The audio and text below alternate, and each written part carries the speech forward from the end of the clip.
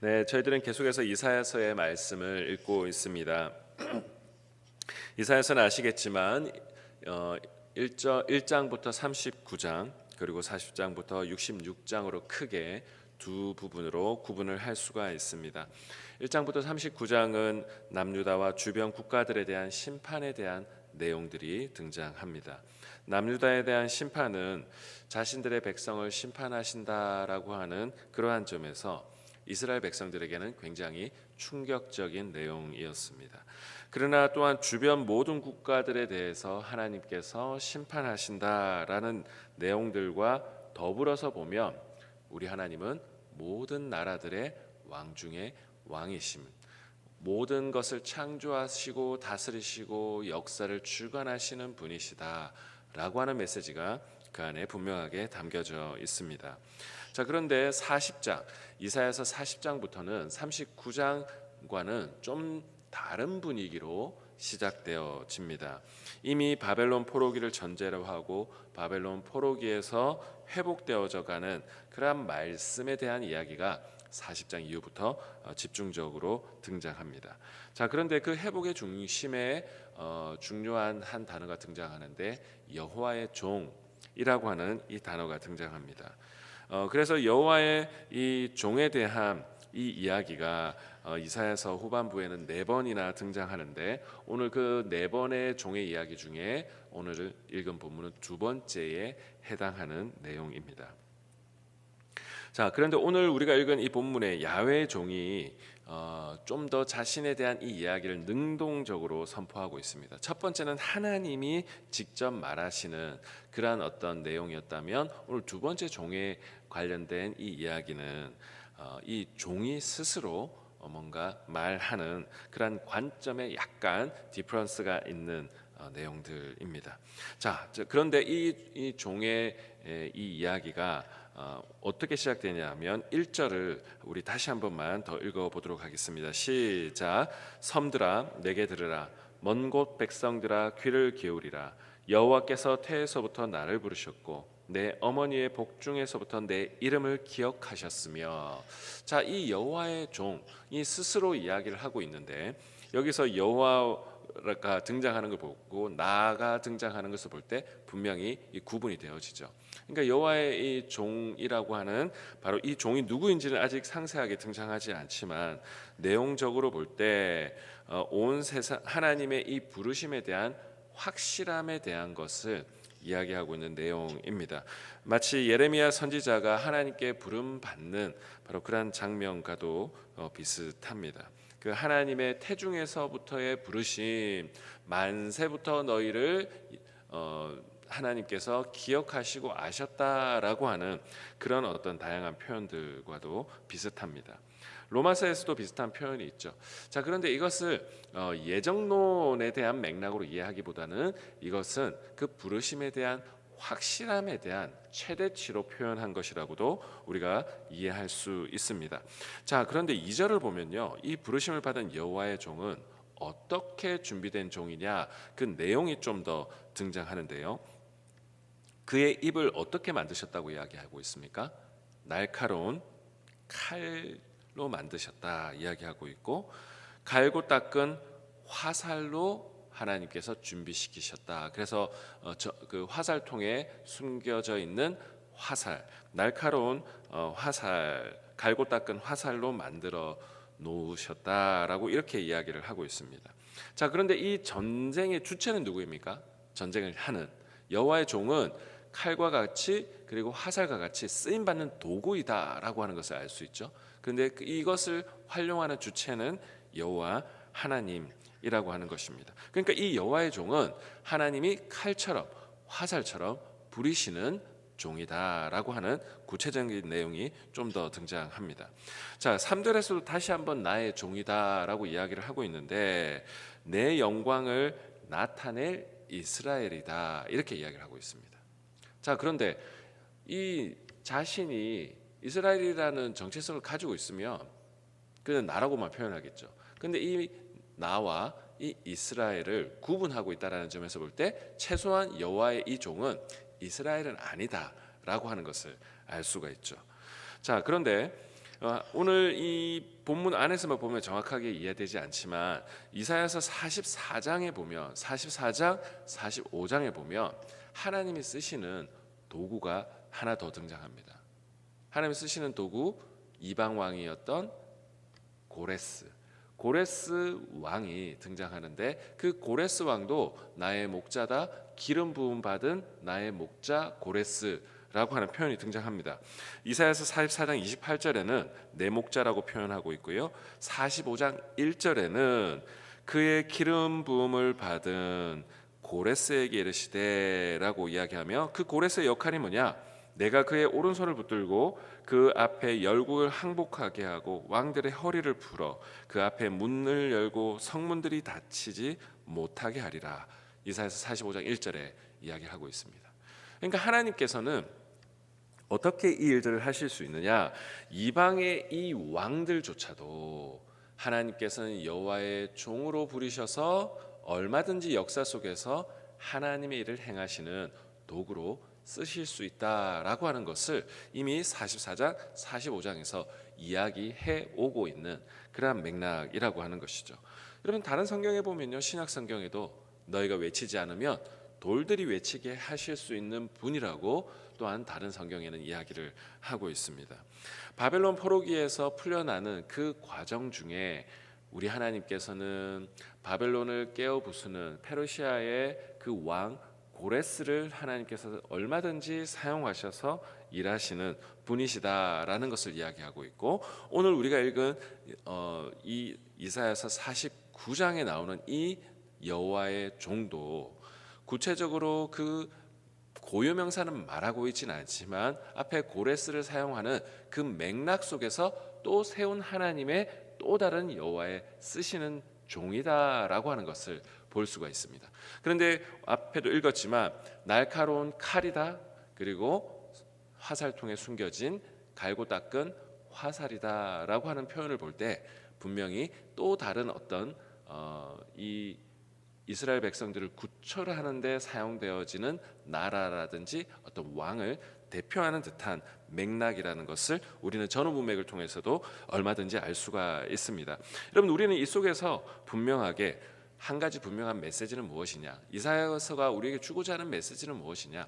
우리 하나님은 역사를 이끌어 나가실 때 얼마든지 하나님은 하나님의 백성이 아닌 또 다른 하나님의 종을 세워서 역사를 이끌어 나갈 수 있는 분이시다라고 하는 분명한 메시지를 우리에게 주고 있다라고 하는 것입니다. 자, 그런데 오늘 읽은 4절의 말씀을 보면요, 그러나 나는 말하기를 내가 헛되이 수고하였으며 무익하게 공연히 내 힘을 다하였다. 참으로 나에 대한 판단 여호와께 있고 나의 보응이 나의 하나님께 있느니라. 자, 이 여호와의 종의 자의식이 나오고 있는데요, 여러분 다른 또 이사야서에 보면요, 그 이사야서는 앞에 하나님의 역사를 언급하고 있는데 하나님이 북이스라엘과 남유다를 하나님이 징계하시고 처벌하시는 장면에서 아수르라고 하는 나라를 사용하시는데 그 아수르를 내가 사용하는 몽둥이다라고 그렇게 표현하는 장면이 나옵니다. 자, 그런데 이 아수르 또한 그의 포악함과 하나님이 보시기에 하나님이 기뻐하시지 않는 모습은 또 그 모습 그대로 하나님께서 징벌하시고 징계하시는 장면이 나옵니다. 그러니까 하나님은 역사 속에 참 오묘한 하나님이라는 거죠. 그 이방 나라를 사용하시는데 그 이방 나라의 포악함과 악함은 또한 그대로 하나님께서 또한 심판하시는 하나님이라는 거죠. 그런데 그 악한 자들조차도 하나님의 역사의 섭리의 도구로 또한 북이스라엘을 남유다를 하나님께서 징계하시고 심판하시는 도구로 하나님께서 쓰신다라고 하는데, 이 4절에 하나님께 쓰임 받는 그 어떤 특정한 여호와의 종이 있는데 그의 어떤 부족한 부분, 그래서 하나님이 그를 판단하시고 보응한다라고 하는 표현이 동시에 등장하고 있는 것이죠. 자, 5절과 7절의 말씀을 우리가 좀 더 살펴보면요, 5절에 다시 한번 부름받은 여호와의 종이 이야기를 하고 있습니다. 우리 5절의 말씀 같이 한번 더 읽어보도록 하겠습니다. 시작. 이제 여호와께서 말씀하시나니 그는 태에서부터 나를 그의 종으로 지으시니요 야곱을 그에게로 돌아오게 하시는 이시니 이스라엘이 그에게로 모이는도다. 그러므로 내가 여호와 보시기에 영화롭게 되었으며 나의 하나님은 나의 하나님이 되셨도다. 아멘. 자, 이 이방의 그 어떤 종으로 여호와의 종으로 쓰임 받는 이 나라일 수도 있고 왕일 수도 있는데 이조차도 하나님께 쓰임 받아서 영화롭게 된다. 여호와 보시기에 영화롭게 된다라고 이렇게 이야기를 하고 있습니다. 특정한 상황 가운데서는 굉장히 정점을 찍는 듯한 그러한 어떤 표현이 담겨져 있죠. 그런데 이 여호와의 종과 구원받는 이스라엘은 다른 존재라는 것을 이 5절의 말씀에서도 분명히 보여주고 있습니다. 하나님이 역사를 이끌어 나가시는데 이 다른 존재를 통하여서 일하신다라고 하는 것을, 그러나 그 순간에는 역사 속에는 빛나는 어떤 모습이다라고 하는 정도로 이야기를 하고 있습니다. 자, 그런데 여호와의 종이 무엇을 하냐 하면 6절에는 야곱의 지파를 일으키고 이스라엘 중에 보존된 자를 돌아오게 한다라고 표현하고 있죠. 근데 보존된 자가 누굽니까? 바로 바벨론 포로기에 남은 자들, 바로 바벨론 포로기에도 있었던 바로 그 사람들을 말을 하는 것이죠. 여러분, 우리는 역사를 알고 있습니다. 그 이방의 왕의 지배 속에 있었지만 하나님께서는 그 이스라엘 백성들을 보존하셔서 스룹바벨과 에스라와 느헤미야의 이 역사의 과정을 통해 점점 하나님께서는 이스라엘 백성들을 보존하시고 또 그들을 역사 속에서 다시 세워 나가시는 장면을 우리는 알 수가 있습니다. 자, 그래서 7절 말씀에 이방의 빛, 6절에도 내가 또 너를 이방의 빛으로 삼았다라고 이야기를 하고 있죠. 분명히 이 여호와의 종, 근데 이 이방 지역에서 뭔가 빛의 역할을 감당하는, 하나님의 구원의 역사의 섭리에서 볼 때 빛의 역사를 감당하는 어떤 그런 듯한 표현인 것이죠. 7절에 이스라엘의 구속자, 이스라엘의 거룩한 이신 여호와께서 사람에게 멸시를 당한 자, 백성에게 미움을 받는 자, 관원들에게 종이 된 자에게 이르시되 왕들이 보고 일어서며 고관들이 경배하리니 이는 이스라엘의 거룩하신 이 신실하신 여호와 그가 너를 택하였음이니라. 자, 그러니까 뭔가 이스라엘을 구원하는 그 역사에 쓰임 받는 이 특정한 나라이든 왕이든 바로 이 존재가 이 가운데서도 세상의 다른 왕들이 볼 때도 굉장히 힘이 있고 권세가 있는 바로 그러한 어떤 장면을 볼 수가 있습니다. 그래서 이들을 사용하셔서 이스라엘 거룩한 이신 여호와께서 멸시당하는 자, 미움을 받는 자, 종이 된 자에게 이르시되라고 이렇게 그들을 구원하는 그 하나님의 섭리의 도구로 쓰고 계신다라고 하는 것을 볼 수가 있습니다. 사실 1차적으로는 그 시대에 하나님께서 다른 이방 나라들을 통하여서 왕을 통하여서 일하시는데요. 여호와의 종의 노래와 그 첫 번째, 두 번째 그 이후의 이야기들을 보면요, 신약 성경의 저자들은 마치 예상하지 못했던 과정을 통하여서 우리 하나님이 하나님의 섭리와 구원을 일으켜 나가신다라고 하는 장면을 예수 그리스도의 이야기 속에서도 이 이야기들을 차용해서 사용하고 있습니다. 그래서 상한 갈대를 꺾지 않으신다라고 하는 첫 번째 종의 노래에서도 바로 그 이야기가 바로 마태복음의 예수 그리스도 안에서 성취되어져 가고 있다라고 하는 것을 신약 저자는 이야기를 하고 있는 것이죠.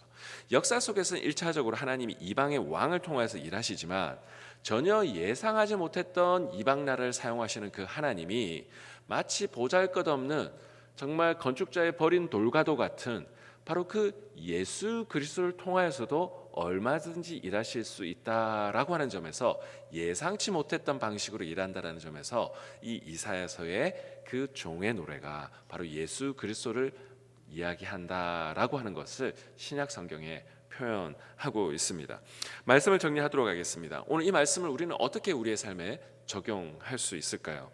우리 첫 번째, 우리는 역사 속에서 일하는 하나님의 섭리를, 우리는 더 크신 섭리를 우리는 바라보아야 된다라는 것이죠.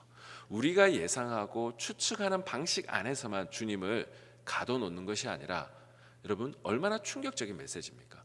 이방의 나라 고레스조차도 나의 목자다, 내가 기름 부음 받은, 내가 쓰는 존재다라고 표현하는 그 하나님, 그 넓은 광대하신 하나님이라는 것이죠. 하나님은 우리 그리스도인들만을 사용해서 일하시는 분이 아니라고 하는 것입니다. 얼마든지 세상 사람들을 일으키셔서 하나님의 일을 하시게 하시는 분이신 줄을 믿어야 하는 줄로 믿습니다. 여러분, 그래서 이 말씀이 참 한편으로는 위로가 됩니다. 왜 그렇습니까? 우리가 겉으로 볼 때는 불행해 보이는 일들이 있습니다. 세상의 왕들이 득세하는 듯한 장면들이 보여요. 그런데 우리 하나님은 마치 역사를 일으켜 나갈 때 그 악한 세상의 사람들조차도 우리 하나님은 사용하셔서 역사의 큰 흐름들을 얼마든지 세워나가시고 일으켜 나가시는 분이시다라고 하는 것이죠. 그래서 우리가 믿어야 될 것은 오늘 성경에 고래 쓰니까 이방 나라를 숭배해야 됩니까? 이게 아니죠. 우리 하나님은 그들조차도 멸하시는 분이십니다. 그러나 우리 하나님은 그 이방의 악한 존재조차도 역사 속에 악해 보이는 현상 속에서도 우리 하나님은 그것을 역사의 퍼즐로 삼으셔서 역사를 만들어 나가는 그 한 피스로 사용하셔서 얼마든지 일하실 수 있다라고 하는 것이죠. 그래서 우리는 세상에 악이 관영하는 듯한 모습 속에 있다 할지라도 우리 하나님은 그 역사를 얼마든지 비틀어서 사용하실 수 있다. 그래서 우리는 그 오묘하신 하나님을 바라볼 때 낙심하지 않아야 됩니다. 그래서 소망해야 되고 눈에 보일 때 아무 증거가 보이지 않는 것처럼 보이지만 우리 하나님은 역사 속에서 일하고 계신다라는 것. 여러분, 이것을 믿고 오늘 이 아침에 때로는 내가 사방으로 둘러싸인 것처럼 보이고 때로는 내 삶에 세상에 정말 선한 것이 아니라 악한 것이 판치는 세상처럼 보이지만 우리 믿음의 사람들은 낙심치 않고 절망하지 아니하고 그 속에서도 우리 하나님을 바라보며 얼마든지 일하실 수 있다는 사실을 믿고 오늘 소망 가운데 기도하시며 나아가시는 저와 우리 모든 성도님 되시기를 주 예수 그리스도의 이름으로 축복합니다. 기도하겠습니다. 참 좋으신 하나님 아버지, 감사합니다. 우리의 삶을 돌아볼 때 우리 하나님은 꼭 믿는 사람들을 통해서만 일하시는 분이 아니요 얼마든지 돌들을 외치게 하실 수 있는 분이시며 이방의 나라를 사용하시며 우리 하나님은 역사를 일으켜 나가시는 분이심을 고백합니다. 하나님, 오늘도 그 말씀을 기억할 때마다 겸손하게 주님 앞에 나아가게 하시고 때로는 세상에 악이 관영하는 것처럼 보이는 세상의 한복판을 지날 때라도 우리 하나님을 일하실 수 있는 분이심을 믿고 하나님의 역사의 통치자이심을 우리가 믿고 소망 가운데 하루하루 살아갈 수 있는 저와 우리 모든 성도님들 다 될 수 있도록 축복하여 주시옵소서. 그렇게 인도하실 주님을 찬양하오며 살아계신 주 예수 그리스도의 이름으로 기도드리옵나이다. 아멘.